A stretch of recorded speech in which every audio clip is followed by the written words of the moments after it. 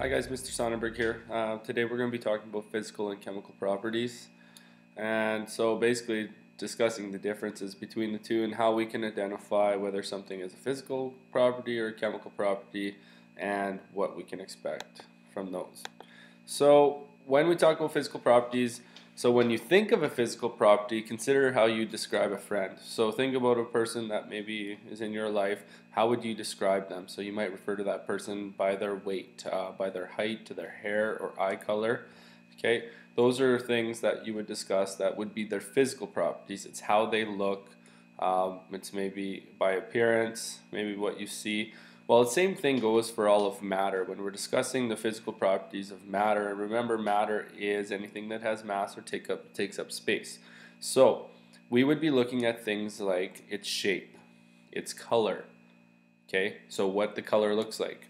I have a cup here. It's yellow. Okay, so that is a physical property. Okay, it feels smooth. Okay, what state is it in room temperature? Well, it's a solid at room temperature, but the water inside of it is liquid at room temperature, so that's a physical property. Okay, how does the water feel? Well, its texture, it feels slippery. Okay, what's the freezing temperature? Well, I know that the freezing temperature of the water inside that cup is going to be below 0 degrees Celsius. At 0, it's going to start to freeze. What's its boiling point? When does water, liquid water, turn into water vapor or gas? Well, I know it turns at 100 degrees Celsius or higher. Okay, how hard is it? Well, the cup's hard because it's a solid, and the water's not nearly as hard because it's a liquid. How does it smell? Well, the water is odorless, so that's a physical property. The cup, it doesn't have much of a smell. It smells like a little bit of plastic, I guess, but that's a physical property again. Is it magnetic? How well does it conduct electricity? How flexible is it? I can actually squeeze this cup. Like, I can change the shape of the lid because it's somewhat flexible. The glass ones, though, I can't do that because they're more rigid. And then how dense is it? Okay, so those are physical properties. So you need to know the difference between physical and chemical properties. So now what we'll do is we'll talk about the chemical properties. So now we described our friend by height, weight, and such. Okay, well, now if I was going to describe them based on chemical properties or what would be associated with chemical properties or similar to, it'd be basically I would describe the character of my friend, so how their personality is, or the way my friend reacts to other people. So if someone gets in my friend's face, they blow up, well, that would be more of like a chemical property. Okay, maybe you'd be talking about the qualities that are similar to chemical properties if you talked about their emotions, right? So this makes them happy, this makes them sad. It's how they react, okay? So chemical property, basically, it's just going to tell us how a substance is going to react with other substances. And this goes for all of matter. It has mass, takes up space.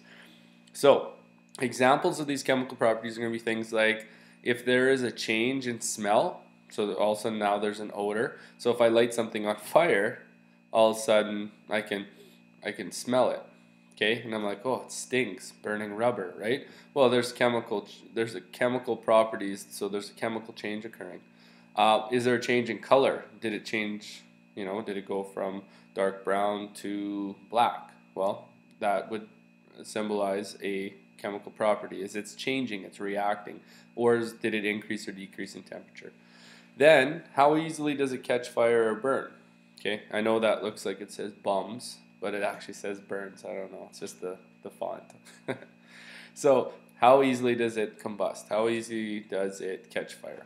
Okay, and then how does it react with other substances? So if I put it in water or if I put it with another chemical, what's going to happen? Now this leads us back to the WHMIS and the safe handling of chemicals. If I take two toilet bowl cleaners that aren't supposed to be together, and I could create a gas, and if I'm creating a gas, I know there's a chemical change occurring, and those are the chemical properties of those two chemicals, and I need to know what I can mix and what I can't, where I should store it, where I shouldn't. And then the last chemical property we'll talk about is whether it appears that new substances have been produced. Okay, so when it mixes with something, did it produce a new substance? If so, those are chemical properties. Okay, and then that means chemical changes occurred. So you need to know the difference between the physical and chemical properties. Okay, so hopefully the screencast has helped you, and it'll help you assist you when you complete these questions in your post-assessment. All right, thanks guys, bye.